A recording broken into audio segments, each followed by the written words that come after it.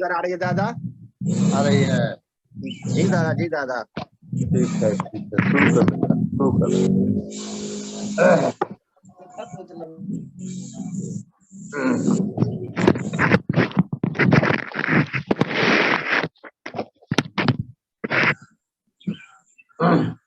वंदे लोक तिलकं शाश्वतवार्ता विभूषणं अमर्कृतोत्तारणं प्रबुद्धं लोक जीवनं प्रणय परमयाग दीपनं वंदे जीवन ब्रह्मार्ग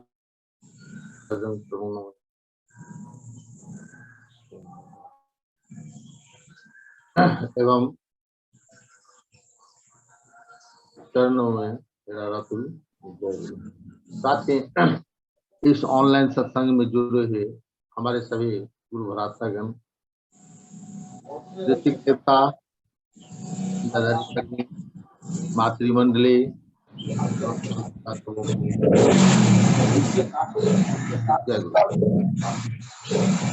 आज के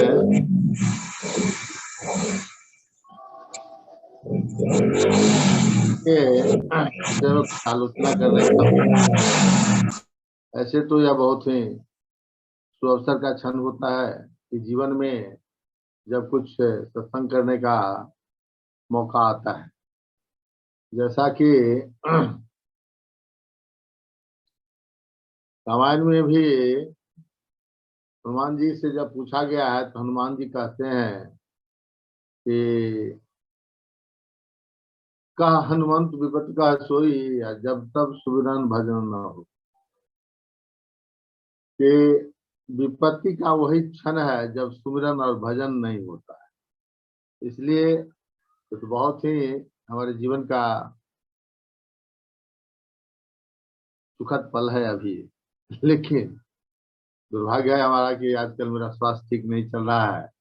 और कल इसी आयोजन के क्रम में कुछ बात मेरे दिमाग में आ गई जो मैं बोला और साथ थोड़ा उधर लिए, और हमारे आग्रह के बावजूद भी आदेश किए कि नहीं बोलना है। ठीक है, ये भी एक अनुशासन का पार्ट है कि बड़ों के आदेश को पालन करना है चाहे जिस अवस्था में हो। इसलिए मैंने सादर इसको स्वीकार किया और अभी मैं अपनी वाणी को रखने जा रहा हूँ। इतना कहने का ये तात्पर्य है कि कहीं कोई भूल त्रुटि हो तो उसको आप लोग क्षमा करेंगे, नजरअंदाज करेंगे। अच्छी कुछ बात हो तो उसको ध्यान देंगे। कहा गया है भक्ति भक्त भगवंत गुरु चहु नाम बपू एक, उनके पद बंधन किए ना से भी। ये मूल बात है भक्ति का। अब हम लोग यहाँ भक्ति करने आए हैं, अपने मानव जीवन को सफल करने आए हैं, तो इसका जो मूल सिद्धांत है उसको हम लोग को समझना पड़ेगा और उसको जीवन में चित्रित करके चलना पड़ेगा, तभी भक्ति आएगी जीवन में और भक्ति फलित हो। कल जो जिस विषय पर मुझे भाव जगा कि मैं कुछ क्लियरफाई करूं उस पॉइंट को जिस पर मैं बोलना शुरू किया था, आज शुरू मैं वहीं से करता हूं। कल हमारे श्रद्धेय याजक बहुत सीनियर आदमी हैं, तो हमको संकोच भी हो रहा था, लेकिन फिर भी अपनी बात हम उनसे माफी के बाद साथ रखा। उन्होंने कहा कि हम लोग को मान लेना चाहिए कि दीक्षा के बाद पुनर्जन्म होता है। उसी पर थोड़ा सा मेरा बात जगा था तो हम जय गुरु दादा, जय गुरु। हाँ जी, जय गुरु। क्या क्षमा करेंगे, आपका वीडियो दादा थोड़ा अच्छा नहीं आ रहा है दादा, एकदम बिल्कुल धुंधला धुंधला आ रहा है दादा वीडियो। मोबाइल का प्रॉब्लम है क्या? जी दादा, और ये अच्छा देखते हैं, हम दूसरा मोबाइल लेके देखते हैं। जी दादा, जी दादा। अब देखिए तो। नहीं दादा, अभी भी वैसा ही है दादा, बिल्कुल गंदा वीडियो है। अच्छा ठीक है ठीक है, मोबाइल बदलते हैं। जरा मोबाइल दीजिएगा, 2 मिनट समय दीजिए, 2 मिनट। जरूर दादा, जरूर। तो नहीं आप अपना लगा दीजिए, इसमें कहता है नहीं जा रहा। क्या हो गया?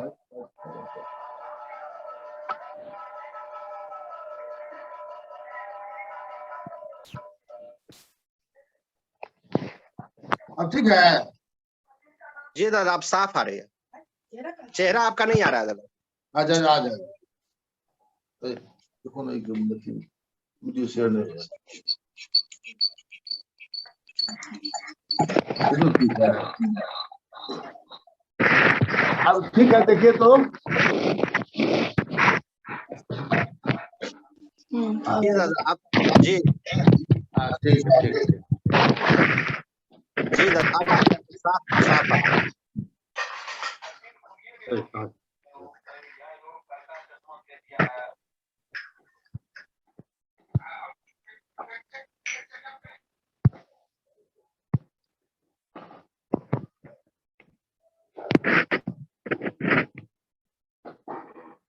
जी बहुत अच्छा आ रहा है। हम लोग लिंक कट गया के लगे, तो उस विषय में उस बिंदु को क्लियर करने के लिए हम एक घटना का यहाँ उल्लेख करेंगे। घटना ऐसा है, ये वृंदावन की घटना है। बहुत ही एक ब्रह्मबोध महात्मा के मुख से सुनी हुई घटना की मैं उल्लेख अभी करने जा रहा हूँ कि एक समय वृंदावन में चतुर्भुज दास जी नाम के बहुत ही सिद्ध संत हुआ करते थे और ब्रह्म प्राप्त महात्मा थे। उनका एक जगह सत्संग चल रहा, वो सत्संग कर रहे थे। उस सत्संग के क्रम में अपना उनका कार्यक्रम चल रहा था। इसी दरमियान क्या हुआ, एक पेशेवर चोर जिसका काम ही था रात दिन पेशा चोरी करना, वो एक सेठ के घर में चोरी करने गया। संजोग से सेठ जाग गया और देख लिया, बस उसको खदेड़ा, वो भागा। चोर अपना सामान तमान छोड़ के भागा अपना जान बचाने के लिए। भागते भागते भागते भागते और सेठ जी पीछा कर रहे हैं, फिर भी आंख बचा के चोर जो है सो वहां से स्पॉट से भाग निकला। अब भागने के क्रम में तो उसने देखा कि महात्मा जी सत्संग कर रहे हैं, तो देखा कि इससे सुंदर सेंटर हमारे जान बचाने का क्या हो सकता है। तू अपना जाके उस सत्संग में बैठ गया और उस सत्संग में महात्मा आर के बीच हटा गया। सेठ जी खोजते खोजते अपना नहीं हुआ, अपना वो चले गए घर। अब वो जो वहां बैठ गया, वो तो वहां बैठा अच्छे जान बचाने के लिए, जो हम पकड़ाए नहीं, हमको दंड नहीं मिले चोरी का। लेकिन ध्यान तो चला गया जो महात्मा जी क्या कह रहे हैं। तो सत्संग के दरमियान महात्मा जी बोल रहे थे, यही बात बोल रहे थे कि जब जीव दीक्षा लेता है तो दीक्षा के बाद उसका पुनर्जन्म होता है। अब पुनर्जन्म जब होता है तो पिछले जन्म के में किया गया सब पाप उसका इस देह धारण कर लेते हैं। अब उसका फ्रेश जीवन होता है, उसका सब पाप ताप खत्म हो जाता है। तो जब उस सत्संग का कार्यक्रम संपन्न हुआ तो अभी चोर महाराज जो तो सुनिए रहा था, उसके अब अंदर में पूर्व जन्म का कुछ संस्कार होगा, जो भी बात हो, इस बात का को बड़ा असर किया। गया चतुर्भुज दास जी को चरण कमल में प्रणाम किया। प्रणाम करने के बाद निवेदन किया, जी सरकार अभी जो आप ये बात कर रहे थे, क्या ये बात सही है? बिल्कुल अक्षरशः सही है। क्या सत्संग के मन से व्यासपीठ से क्या गलत बात बोली जाती है? ये तो कैसे पूछ दियो कि यह बात सही है? तो कहा जब यह बात सही है तो हम आपके शरण में गिरते हैं, हमको भी अब 200 जन्म कर दीजिए। बहुत चोरी सवारी, बहुत पाप ताप किए, अब नहीं मन का दुनिया में जाने की इच्छा नहीं होती। अगर मेरा सब पिछला माफ हो जाए, पुनर्जन्म हो, तो हम फिर ठीक है भाई, जाओ गंगे जमुना जी स्नान करके आओ। उसको भेज दिया गया, जमुना जी स्नान करके आया। तो उस जो उनका पथ था, उस पथ में भद्र करके दीक्षा दिया जाता था। इसके बाद कहा जाता था हमेशा तुम्हारा मुंड भद्र रहेगा, मतलब बाल को जड़ से छिल दिया जाता। तो अपना मुंडन वगैरह उसका करा के, उसको बजाते, तिलक उलक लगा के, चंदन करा के, चतुर्भुज दास जी स्वयं उसके कान में गुरु मंत्र दे दिए। कहीं अपना अभी चुटा कमंडल सब उठाओ और अपना भिक्षाटन करो, मांगो और खाओ। क्या कहते हैं भजन, भिक्षाटन करके जीवन निर्वाह करो और भजन। वो अपना चुट्टा कमंडल कर लिया और चल दिया। वो जो भिक्षाटन की ताकत उसी भिक्षाटन के क्रम में उस सेठ जी तो इसको खोजिए रहा था। ये तो शकल अति न भेष न बदला, शकल तो नहीं बदला था, पकड़ा गया ही। पकड़ लिए सेठ जी, अरे बड़ी रुपया 2 रुपया साला तुम रास्ते चोरी किया, तुम अभी भेष बदल के जाओ, चल तो उसको। उस समय जो व्यवस्था थी, उस समय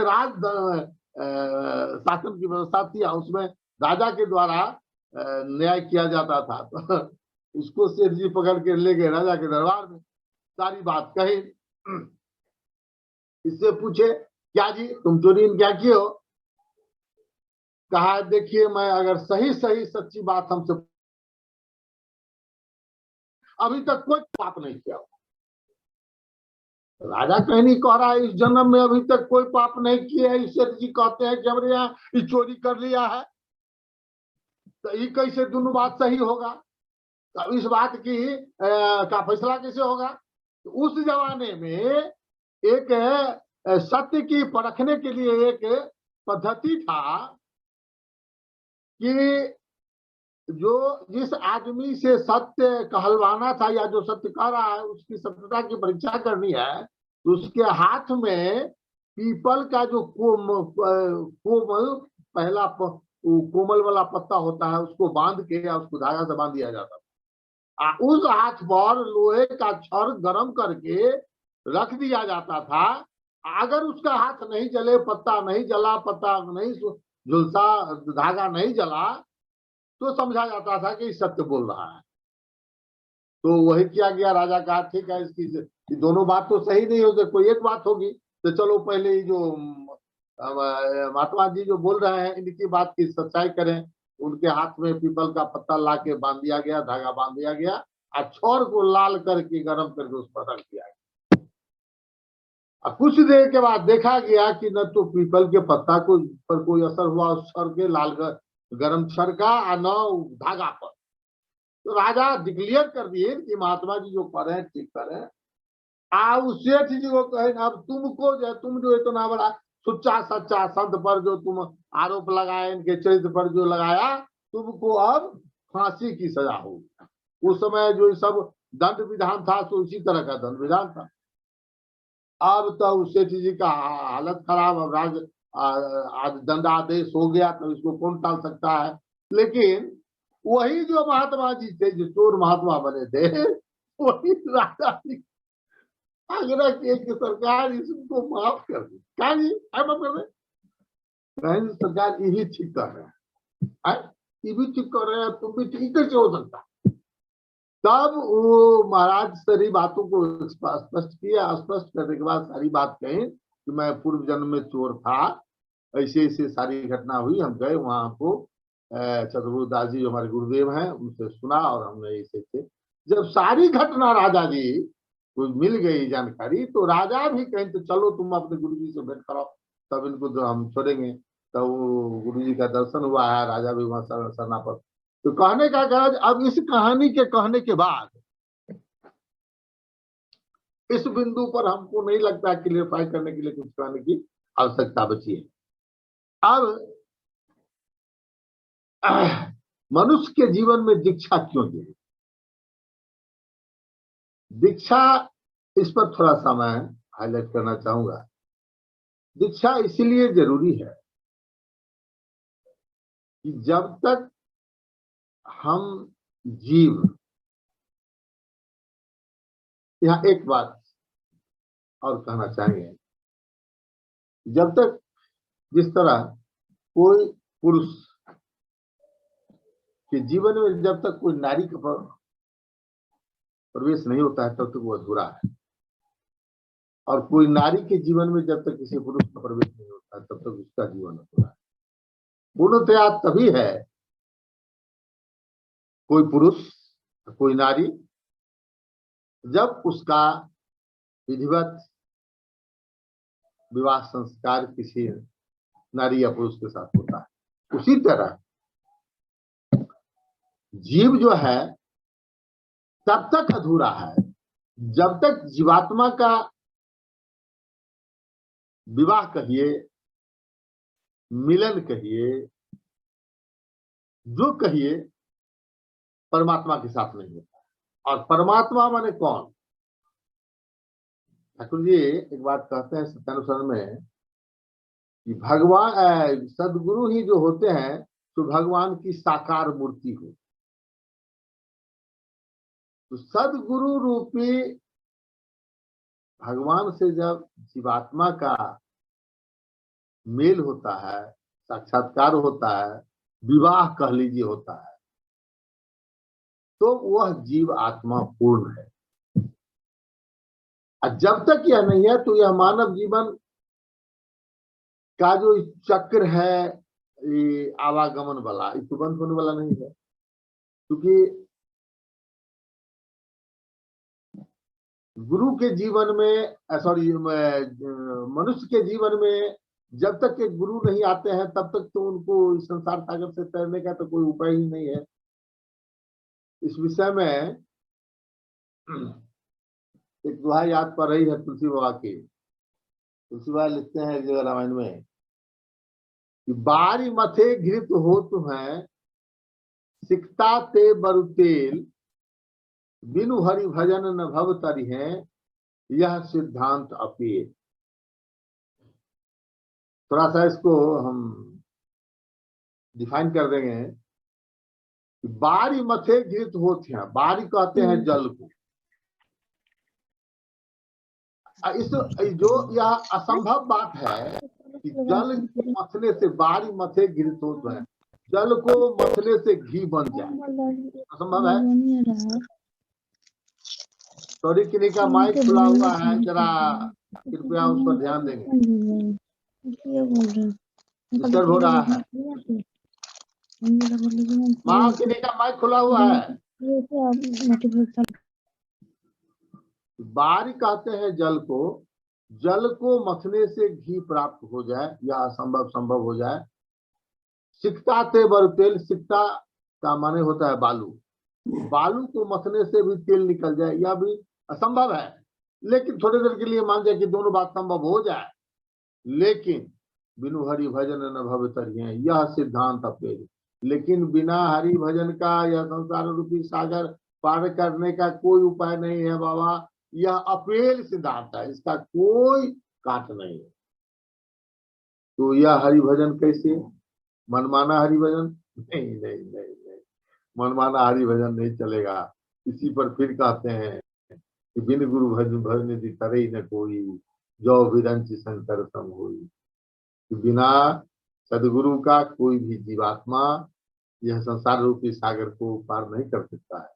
अगर वह जीव मनुष्य रूप में संसार भगवान शंकर, भगवान राम, भगवान कृष्ण, भगवान चैतन्य, भगवान बुद्ध जो भी हो, रामकृष्ण जो भी आए हो, किन्हीं से संभव नहीं है। किसी भी जीव को यह संसार रूपी सागर तैरने के लिए सदगुरु रूपी शरण आवश्यक है, वहां शरणापन होना आवश्यक है। तो व्हाट टू टॉक अबाउट ये हम लोगों जैसे तुच्छ जीव की क्या बात है, क्या बात की जा सकती है? इनको तो कोई कल्पना ही नहीं की जा सकती है कि बिना सदगुरु के इनका कल्याण हो। तो इतना महत्व है। कबीरदास जी, इसी पर एक कबीरदास जी की बात याद पड़ रही है। बहुत सारी बातें रामायण में तो 9 गो चौपाई, रामायण का तो मैंने एक ही चौपाई को उद्धृत किया।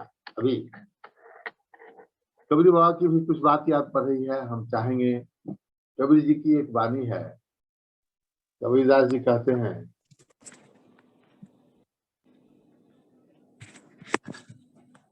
कि कबीरा ते नर अंध है। देख कबीरा, ये नर जो है, सब मनुष्य जीव जो है अंधा है। कबीरा ते नर अंध है, गुरु को कहते, और गुरु को कहता है कोई है, गहरे गहरे न तू करे, गुरु को कहते और हरि रूठे गुरु और हैं, गुरु रूठे नहीं था। अब देखिए कि कबीरदास जी तो ठेठ बोलते थे लेकिन सत्य बोलते थे। अभी कितनी ऊपर बात कर दी। हरि रूठे, भगवान विमुख हो गया, कोई चिंता नहीं, जा तो भगवान हमारा सदगुरु छे, हमारे बचा लेता। हरि रूठे गुरु और है, गुरु रूठे नहीं तो, गुरु अगर विमुख हो गए तो भगवान का दीन नहीं है जो आपको बचा। भगवान को भी वहां सरेंडर करना है, वहां पर भगवान का भी नहीं चलने वाला है। अब गुरु की महत्ता क्या हो सकती है हमारे जीवन में। ये जीवन, ये एक कबीर की एक और वाणी है कि चलती चाकी देख के दिया कबीरा रोय, दो पाटन के बीच में साबुत बचा न कोई। उसी जगह कमाल खड़ा था, कमाल को यह बात थोड़ा सूट नहीं किया। कहता है सुन कबीरा के वचन, सुन कबीरा के वचन, हंसे कमाल ठठाए, शरण गहे जो कील का, ताको काल न खाए।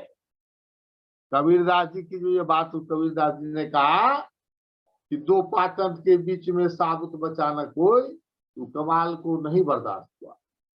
तुरंत कमाल हंस दिया और कहे कमाल ठठाए, हंसे कमाल ठठाए, सुन कबीरा के वचन, हंसे कमाल ठठाए, दो शरण गए जो कील का, तो दो पाटन के बीच में जो कील होता है उसका जिसने शरण गा लिया, ताको काल न खा, उसको काल नहीं खा सकता है।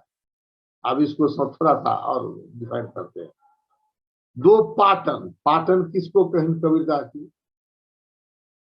पाटन कबीरदास जी से ये सामान्य शब्द है, एक आकाश और एक पृथ्वी, दो पाटन के बीच में साबुत बचा, और उस बीच में हम ये जीव है, और ये जीव है और माया रूपी पाटन से हम लोग पिसा है। जो जीव साधारण जीव है, जिसने कहीं सदगुरु का, और सदगुरु को उन्होंने माना इस दो पाटन के बीच में कील, सदगुरु रूपी कील, इसी को कहा कि जो ऐसा साधारण जीव है तो पिसाएगा, पिसा के उसकी दुर्दशा होगी, उसका कोई क्या होगा, डिटोरिएशन होगा, फिर मनुष्य तन मिलेगा कि नहीं मिलेगा। अब इससे नीचे जाएगा तो कहाँ जाएगा, कीड़ा मकोड़ा बनेगा, सांप सुंदर पशु पक्षी कुछ भी हो सकता है। इससे नीचे ये तो मानव तन तो बहुत ही दुर्लभ चीज है, लेकिन इसको मेंटेन करने के लिए सदगुरु आवश्यक है। अगर जिसके जीवन में सदगुरु नहीं है तो क्या होगा, इसकी कोई कल्पना ही की नहीं की जा सकती है। तो उसी पर कहते हैं कमाल साहब कि इस सदगुरु के रूपी कील, क्योंकि दो पाटन जो चलता है जो चक्की, तो उसमें जो कील होता है उसके जोर में जो अन्न चला जाता है उसका कुछ नहीं बिगड़ता है। उसी तरह सदगुरु रूपी कील का जो शरण पकड़ लेगा उस जीव का उद्धार होना तय है, निश्चित रूप से उसका उद्धार होगा ही। इसीलिए इतना जरूरी है एक जीव को इस संसार रूपी सागर पार करने के लिए, मानव जीवन सफल करने के लिए दीक्षा, सदगुरु रूपी दीक्षा की आवश्यकता है। अब हम लोग बहुत ही सौभाग्यशाली हैं, और सौभाग्यशाली ऐसे नहीं है, सीधे नहीं है। हम लोगों का करोड़ों अरबों बार ये जन्म मरण की प्रक्रिया हम लोग के साथ घट चुकी है, लेकिन एक ही बात है, दुर्भाग्य ही है, सौभाग्य कि हम लोग को वह चीज याद नहीं है, वो चीज अपने स्मरण में नहीं है, जिस चीज को हम लोग नहीं समझ रहे हैं, लेकिन घटित हो चुकी है। और कभी कोई ऐसा अच्छा कर्म हम लोग के द्वारा कुछ ऐसा हुआ जो ये मानव रूपी शरीर, ये भगवान की कृपा से, अनुग्रह से परमात्मा ने दिया, और इसीलिए दिया। जिस समय हम लोग, देखिए यहाँ एक बात और है, सवाल है तो दादा समय कितना है सो न कहिए। दादा आप, जय गुरु दादा, आप 7 बजे तक बोल सकते हैं, 10 मिनट और बोलिए। तो यही ना बात है, इसीलिए हम कतराते रहते हैं, हम इसीलिए तारकेश्वर से हम छिटकते रहते हैं। जब मूड बनता है, शुरू में तो मूड बनता नहीं। दादा बोलिए बोलिए दादा, बहुत अच्छा बोल रहा है, समय खत्म हो गया तो वहाँ गड़बड़ा जाता है। अब देखिए, नहीं दादा बोलिए बोलिए।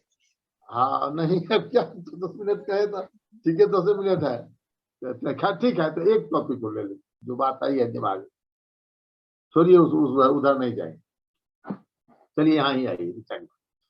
तो जब हम लोग बहुत ही सौभाग्यशाली हैं कि एक तो मनुष्य शरीर मिला, दूसरा ठाकुर जैसे सदगुरु, सच्चा सुच्चा सदगुरु मिल गए। देखिए अभी हम लोग घूम घूम के दीक्षा दे रहे हैं, और लोगों को आसानी से जो दीक्षा प्राप्त हो जा रही है, तो इसका वो लोग वैल्यू नहीं देते।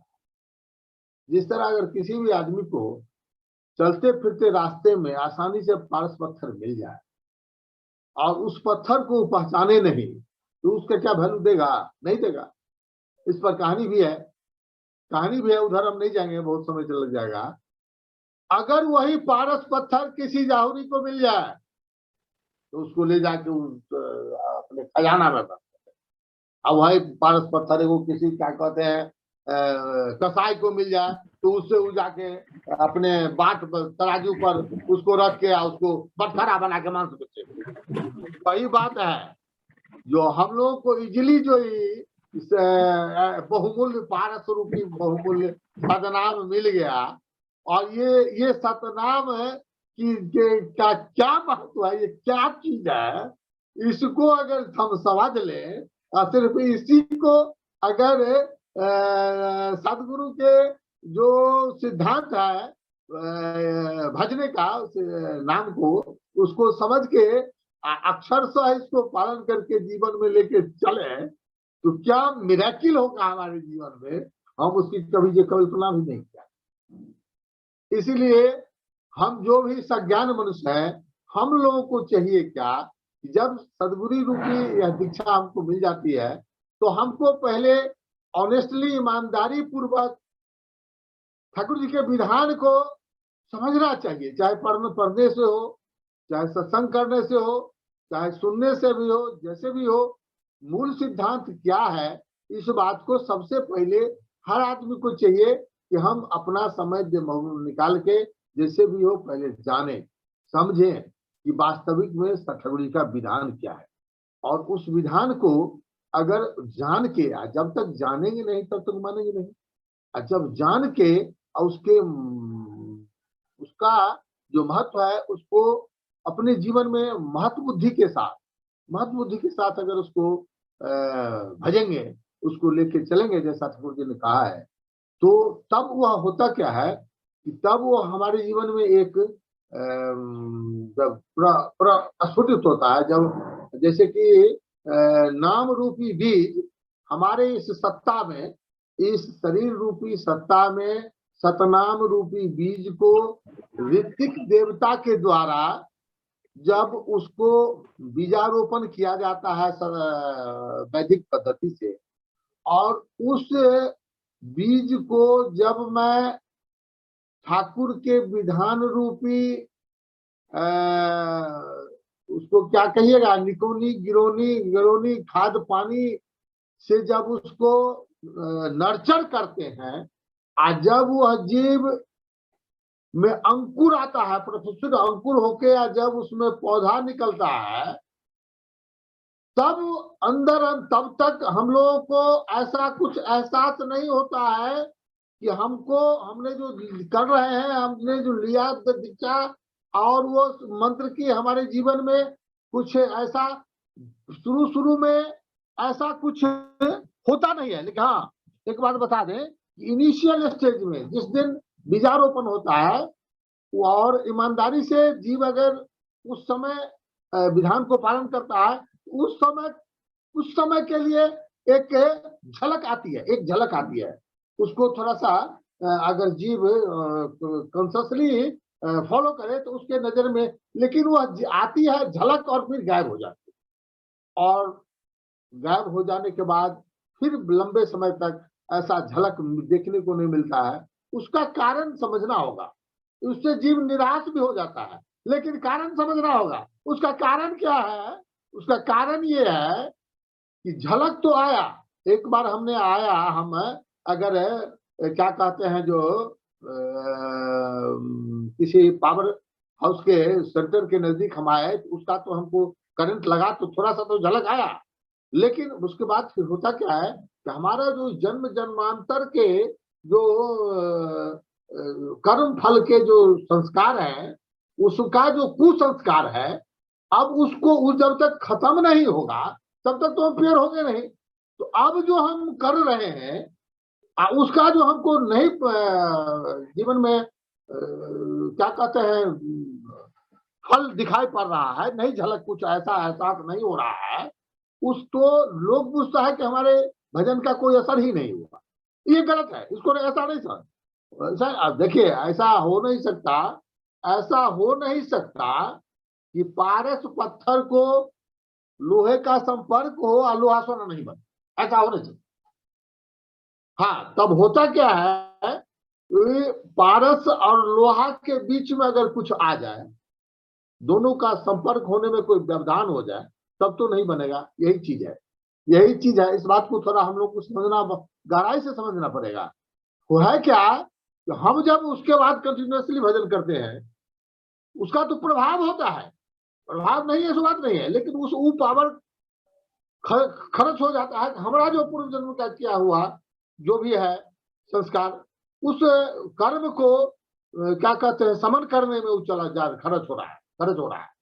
अब जब तक वो पिछला वाला सब हिसाब साफ नहीं होगा, तब तक नए ढंग से हमारे जीवन में कुछ नई लाइट, नया रोशनी, नई चीज हमको दिखाई नहीं पड़ेगी। इसलिए हमको चाहिए, जीव को चाहिए कि जब वो हम दीक्षा के बाद भजन के रास्ते पर बढ़ते हैं और ऑनेस्टली ठाकुर जी के विधान को जान के मान के विधान को करते हैं, फिर भी अगर कुछ ऐसा नहीं लाइट कुछ प्रकाश दिखाई पड़ रहा है, हतोत्साह नहीं होना चाहिए। उसको समझना चाहिए कि आखिर यह पावर मेरा, यह जो ये क्या कहते हैं, मेहनत जो हम कर रहे हैं, या इतनी ईमानदारी से जो हम भजन याजन स्मृति जो विधान मालिक ने दिया है और मैं जो पालन कर रहा हूँ, इसका जो कुछ लाइट मेरे नजर जीवन में नहीं दिखाई पड़ रहा है, इसका ये माने मत वो समझ ले कि भाई मोरे अभी जो हमने किया इसका कोई असर नहीं हुआ, और वह तो सा होके क्या कहते हैं, क्या उसको क्या कहिएगा, डिस्करेज हो जाए।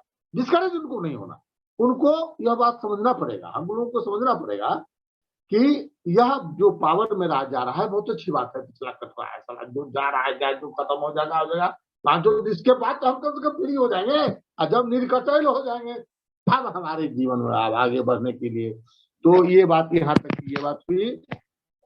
अब जो है सो ठाकुर जी के विधान में बहुत सरल है। हम लोग पहले कहें कि हम लोग बहुत सौभाग्यशाली हैं, एक ऐसे सच्चे गुरु के जीवन में आए कि उन्होंने देखा, वो त्रिकालदर्शी थे, उन्होंने देखा कि आने वाला जो समय है कलिकाल, इसमें ऐसा समय आएगा कि इतना मनुष्य जो है, जीव जो है, इतना मशीन की तरह हो जाएगा कि उसको 24 घंटा क्या 48 घंटा भी उसको कम पड़ेगा जीवन चलाने के लिए। तो अभी 24 घंटा में अगर भर दिन अगर अपने माया में रह गया तो उसको अध्यात्म का लाभ नहीं हुआ। इसलिए चलो एक ऐसा विधान बनाओ तो जितने धर्म शास्त्र थे सब का निचोड़ निकाल, चाहे वो धर्म शास्त्र हो मियाँ जी का, क्या सॉरी कहते हैं इस्लाम कुरान हो, चाहे सिख साहब का गुरु ग्रंथ साहब हो, चाहे ईसा मसीह जी का हो, वो क्या कहते हैं बाइबिल और रामायण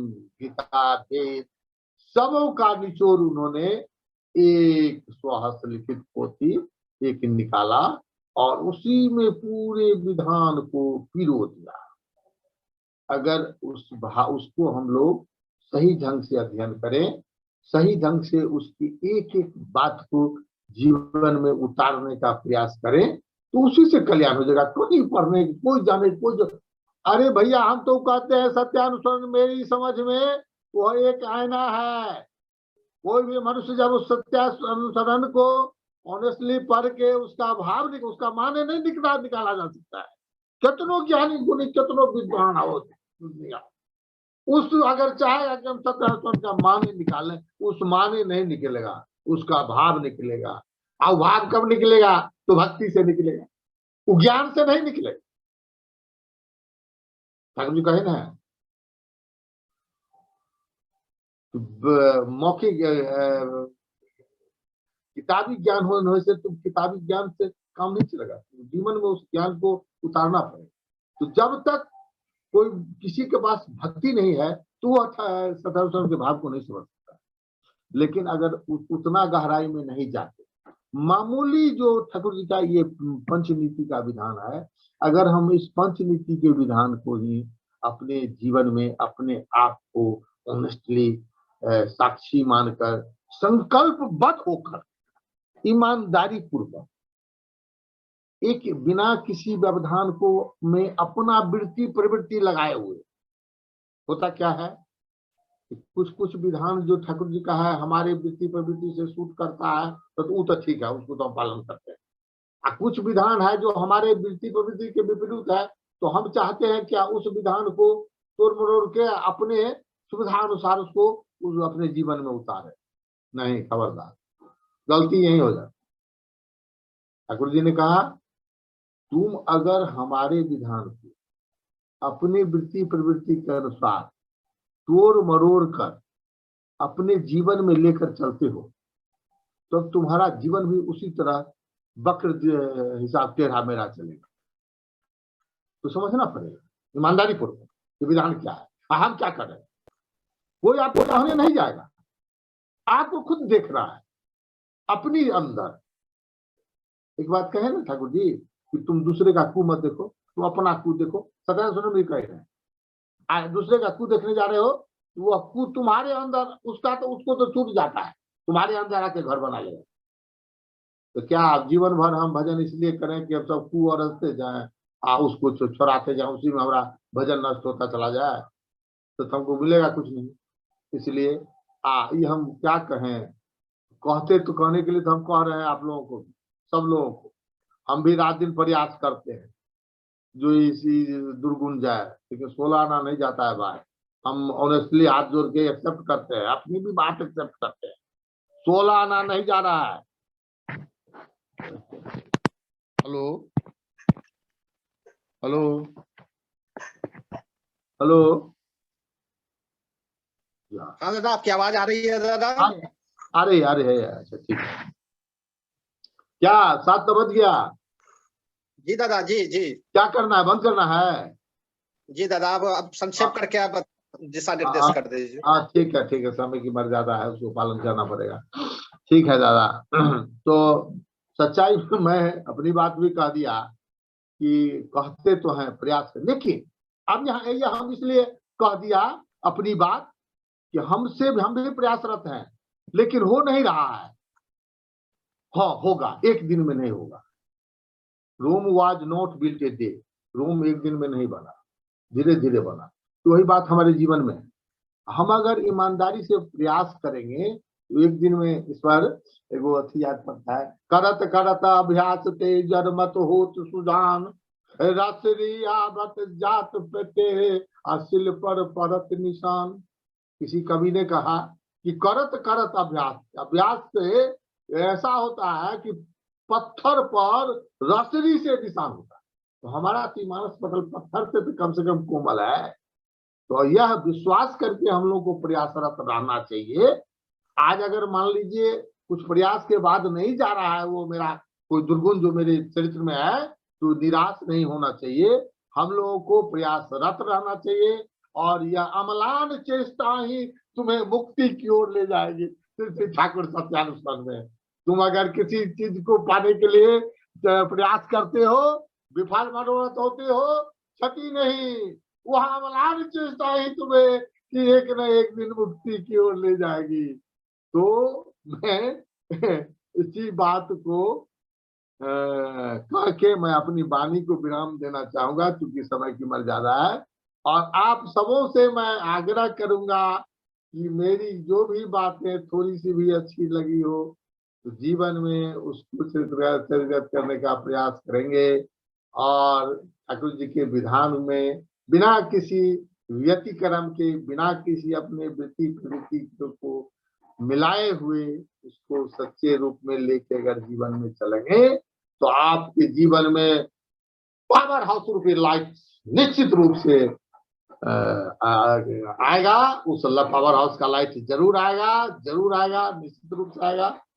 निश्चित हो के हम लोग सिर्फ और सिर्फ अपने करने पर ध्यान दें, फल की ओर ध्यान नहीं दे। आएगा तो स्वतः सूर्य उगता है तो खोजना नहीं पड़ता है कि सूर्य भगवान किधर है, उधर से स्वतः दिख जाते हैं। तो उसी तरह हमारे जीवन में जब सूर्य रूपी प्रकाश का उदय होगा तो मुझे देखना नहीं पड़ेगा, खोजना नहीं पड़ेगा। उसी पर ठाकुर जी की वाणी जो है, ये आत्मान जस पाने की अभिलाषा, खैर बहुत बड़ी बात होगी, उधर नहीं जाएंगे और विरत हो जाएगा। इसी सब वाणी को कह के मैं अपनी वाणी को विराम देना चाहूंगा। सभी लोगों को मेरा जय गुरु, और साथ ही जितने लोग इसमें जुड़े हैं, जो भी हमारे भाई बहन बंधु बांधव, सबों को जीवन में सुखमय शांति हो, सबका जीवन चौमुखी विकास हो, सभी के जीवन में और सभी के लिए मेरा फिर मंगल प्रार्थना श्री ठाकुर के चरणों में करते हुए मैं अपनी को वाणी को विराम देता हूँ। जय जय गुरुदेव। जय गुरु दादा, जय गुरु।